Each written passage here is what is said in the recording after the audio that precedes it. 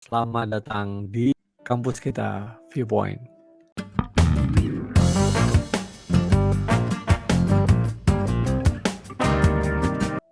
Di channel ini kita akan membahas tentang karir dosen, tips dosen, inspirasi, kisah-kisah menarik seputar pendidikan tinggi khususnya dosen ya. Bagaimana kita membangun karir kita sejak masuk dosen pemula hingga insya Allah sampai menjadi guru besar. Baik, pada kali ini saya akan membahas satu tema ya yang kayaknya banyak dicari orang nih, cari dosen ya, yaitu bagaimana tips paper kita lolos review untuk konferensi internasional. Nah, tentu banyak sekali ya tips-tips atau saran-saran yang bisa diikuti ya terkait dengan bagaimana agar paper kita lolos di review ya konferensi internasional. Nah, ini tentu pengalaman saya dan dengan beberapa hal pengetahuan saya. Nah, ini menarik. Biasanya untuk lolos itu dibutuhkan satu, cara-cara tertentu ya, dan kita perlu jitu gitu ya, agar bisa menyesuaikan antara ya tema, antara kemudian, topik penelitian kita sendiri dan kadang ada requirement khusus gitu, persyaratan khusus dari konferensi itu sendiri. Baik, kita langsung mulai ya. Yang pertama, apa sih kira-kira yang menentukan agar paper kita itu makin lancar gitu, bisa lolos review di konferensi internasional? Yang pertama, tentu kita harus membuat judul yang catchy. Oh, catchy. Judul yang kira-kira menarik gitu ya oleh reviewer itu dibaca, wah keren ini, wah ini cocok dengan tema gitu ya. Dan judulnya juga seringkali kalau kalau Anda menggunakan model-model ya, model-model penelitian gitu yang ada variabel-variabelnya, mungkin jangan serta-merta judulnya itu menampilkan hubungan variabel itu gitu. Sehingga terkesan menjadi sangat monoton atau sangat teknis sekali gitu. Coba cari temuan yang paling menarik lah kira-kira dari penelitian Anda yang memang dihasilkan dari misalnya hubungan antar variabel itu gitu. Sehingga judulnya bisa menarik orang gitu ya. Atau membuat orang itu kemudian penasaran ya kan. Bisa berupa mungkin, satu findings yang kontroversial kah gitu. Atau juga mungkin suatu pertanyaan yang mengundang beribu-ribu macam tanya gitu ya. Atau men-challenge tentang satu common wisdom ya, suatu temuan yang udah jamak. Nah, sehingga membuat orang itu rasa ingin tahunya membesar gitu, sehingga, "Wah ini saya mau baca nih, kayaknya kalau dipresentasikan juga keren," gitu ya. Nah, itu dari satu sisi tentang, judul dari paper Anda. Tentu jangan panjang-panjang ya, biasanya 10-15 kata gitu ya, sehingga, eee, membuat reviewer itu juga tidak tidak merasa bosan atau, "Wah ini kok kayaknya bertele-tele judulnya," gitu ya. Juga pikirkan ada tema besarnya atau misalnya ada satu pesan pesan besarnya ya, misalnya 2, 3 atau 4 kata gitu ya, itu pesan utamanya gitu ya. Terus kemudian kalau memang perlu ada penjelasan lebih lebih, ya titik 2 tambahkan subjudulnya gitu atau subtitle-nya, oke. Nah itu yang pertama gitu. Sekarang apa yang kedua ya? Yang kedua, usahakan bahwa gagasan dari paper Anda itu original gitu ya, sehingga ada kontribusinya yang nyata bagi ilmu pengetahuan atau dalam bidang kajian Anda atau subtopik atau subtema ya, atau bidang tertentu di di penelitian Anda gitu, di kajian ilmu Anda gitu. Nah, dari situ ya seringkali kita juga mengaitkan dengan tema besar dari konferensi. Nah, bagaimana gagasan original ini bisa kita angkat gitu dan relevan dengan tema konferensi. Nah, bukan OOT gitu ya, jadi OOT, out of topic gitu ya. Nah, gagasan original ini memang melalui perjalanan yang panjang ya, karena itu berarti kan riset Anda juga harus bagus ya, Anda membaca literatur, melihat gap-nya, mana kontroversinya, mana konsistensi, mana inkonsistensinya gitu ya. Nah, sehingga ada gap, sehingga Anda bisa menemukan ini. Nah, gagasan original ini tidak hanya dari literatur, tapi juga bisa dari Anda menghadapi masalah tertentu dalam industri, dalam kehidupan sehari-hari, artinya dalam kehidupan sosial, bernegara, berbangsa, ya, bermasyarakat. Nah, gagasan original itu bisa Anda masukkan ya, terutama kalau itu hal-hal yang sifatnya baru, sehingga penelitian itu sifatnya eksploratif dan orang pengen tahu, "Wah, ini gagasan original," gitu ya. Mungkin ada findings-findings yang masih preliminary gitu ya, atau findings awal, temuan awal, nggak ada masalah. Oke, jadi perhatikan ya tentang gagasan yang original. Yang berikutnya adalah kemampuan Anda untuk menampilkan suatu big picture, satu gambaran yang besar. Ya, ide-idenya itu bisa ide-ide yang lebih universal.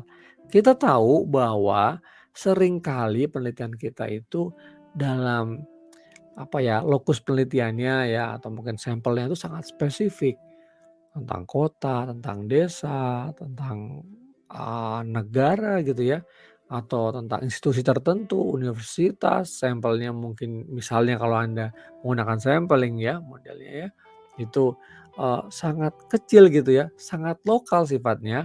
Nah, ini perlu sekali bagaimana kita mengangkat ya menjadi satu gambaran yang lebih besar, tema yang menarik, audiens yang lebih besar, jadi tidak hanya sifatnya lokal saja. Tidak hanya orang yang tahu hanya orang Indonesia, atau lebih spesifik lagi mungkin orang Jakarta saja, orang Bandung saja, orang Medan saja yang tahu ya. Tapi bagaimana hal yang memang itu lokal ya, tapi Anda mampu mengangkat, mengaitkan dengan satu gambaran yang lebih besar bahwa ini penting loh gitu ya. Nah, ini juga nanti sebenarnya bisa dikaitkan dengan judul tadi gitu. Kalau Anda ini penelitiannya sangat lokal ya, bisa jadi di judul juga Anda perlu menarik ke gagasan ya yang lebih tinggi, yang lebih universal ya, sehingga big picture-nya dapet gitu ya. Jadi orang reviewernya juga tertarik gitu. Jadi kalau misalnya, oh Anda meneliti tentang satu, kejadian di kota tertentu atau waktu tertentu mungkin nggak tahu kalau itu mungkin orang asing ya, ya misalnya gitu ya. Atau di bidang yang memang, eee, sangat spesifik, sangat kecil sekali gitu. Nah, gimana caranya coba sedikit agak diangkat ya, punya, big picture yang sesuai. Nah, ada kalanya kita juga, perlu variasi, membuat paparan itu, jadi lebih indah ya, tidak hanya mungkin, kata-kata ya, ini mungkin banyak kalau di bidang penelitian sosial humaniora ya, seringkali banyak kata gitu ya, memang sifatnya mungkin naratif, deskriptif gitu ya, walaupun analisis juga. Tapi perlu coba kalau Anda sesuaikan dengan, konferensinya seperti apa, temanya seperti apa gitu ya, coba taruh gambar-gambar. Nah mungkin gini, kayaknya banyak ya konferensi sosial humaniora tema-temanya yang, coba diikut sertakan di konferensi-konferensi internasional yang mungkin di situ bidangnya apa, engineering ya, computer science, sistem informasi yang mungkin tidak langsung berkaitan sosial humaniora. Nah, gimana gitu? Nah, coba gitu ya, eee, bukan berarti kemudian itu juga, eee, yang penting dijaga jangan sampai salah juga gitu ya, menyalahin atau memaksakan gitu. Tapi Anda layak mencoba gitu ya, layak mencoba dengan menampilkan grafik, tabel ya, gambar-gambar ya, mungkin hubungan antar apa namanya, konsep atau variabel atau antar findings gitu. Sehingga tampilannya itu juga menarik ya, layaknya ya mungkin paper-paper yang banyak publikasikan atau dipresentasikan di konferensi internasional yang berlatar belakang mungkin untuk seperti, engineering begitu ya, computer science, information system gitu ya. Itu kalau misalnya ya bidang kita sebenarnya punya overlapping lah, bersinggungan dengan bidang-bidang besar tadi yang saya sebutkan tadi, seperti engineering, computer science, dan information system ya. Bukan berarti kita ngaco juga ya kalau papernya nggak relevan dari bidang lain kita masukkan konferensi itu, ya namanya kita, udah pasti itu, nanti di-reject gitu ya. Tapi maksud saya adalah gimana paper kita itu kelihatan lebih berwarna, bervariasi, dan mudah dipahami gitu dengan adanya penjelasan berupa grafik, tabel, gambar, atau mungkin ada ya, perhitungan tertentu kalau memang itu, perlu gitu ya. Nah, hal yang berikutnya apa? Yaitu adalah flavor untuk multidisiplin ya, sebaiknya juga dimunculkan. Bagaimana, eee, apa namanya, mengedepankan pendekatan-pendekatan yang sifatnya multidisiplin. Nah, jadi kalau misalnya bidang ilmu Anda A gitu ya, tapi topik ini sebenarnya bisa didekati oleh bidang ilmu A dan B. Nah, ajak ya kolega Anda atau mungkin kolega tidak selalu dalam satu departemen ya, satu jurusan, tapi di kampus yang lain ya, di dalam maupun luar negeri. Ajak untuk berdiskusi gitu ya, berdiskusi. Nah, sehingga melakukan kolaborasi, kolaborasi penelitian sehingga analisisnya juga bisa lebih tajam gitu. Nah, ini, sangat menarik dan karena analisanya semakin tajam ya, semakin menarik, orang juga akan, "Wah, ini kayaknya, baru ini, kontribusinya jelas nih. Wah, makanya saya terima deh untuk dipresentasikan di konferensi ini." Nah, itu ya, eee, hal yang mungkin mulai dipikirkan dari sejak sekarang nih ya. Nah, yang terakhir yang nggak kalah pentingnya itu adalah eksekusi. Ya. Jadi, eksekusi ini artinya, ya, tadi sudah ada judul, ada gagasan original, big picture, grafik, ya, kolaboratif, ya, multidisiplin. Nah, tapi jadikan gitu loh, paper itu mari dijadikan, ya, dibuat, ya, template-nya kah, ya, bentuknya lah, ya, semuanya, ya, yang tadi gagasan-gagasan tadi dikumpulkan jadi satu dan Anda melakukan itu, gitu. Nah, itu sebenarnya ya, tanpa adanya eksekusi, ya aduh udah deh nggak bakalan gitu. Sebagus apapun penelitian Anda, sebagus apapun paper Anda gitu ya. Nah, kalau udah eksekusi, nanti Anda lihat, wah kekurangannya di sini, kesalahannya di sini gitu ya.